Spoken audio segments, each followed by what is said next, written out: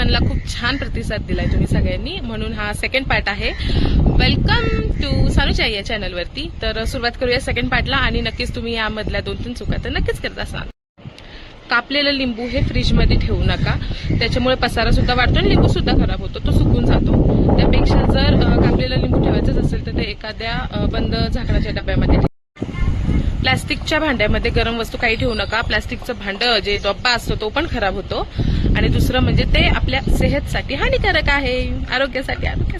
उन्हामध्ये कपडे जास्त वाळत घालायची नाही, त्याच्यामुळे कपड्यांचा रंग हा फिक्का होऊ शकतो. ओल्या हाताने कधीही मोबाईल चार्जिंगला लावू नका, हे चांगली गोष्ट नाहीये, शॉक लागू शकतो.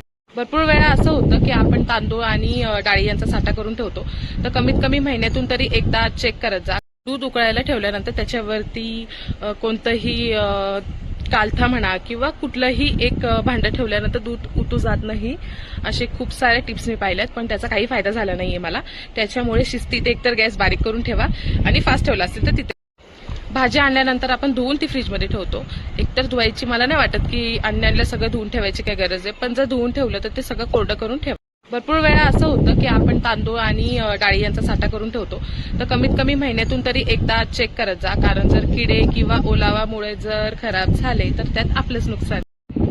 प्रत्येक वेळी घरात जर कुठे लॉक असेल तर त्याच्या 2-3 चाव्या तरी आपल्याकडे पाहिजे. एका चावीचं हे काम नाही, ती हरवली तर काय करसाल. आजसाठी एवढंच ज्ञान होतं, ठीक आहे. तर हा जर पार्ट आवडला असेल तर चॅनलला सबस्क्राईब करा, लाईक करा, कमेंट करा.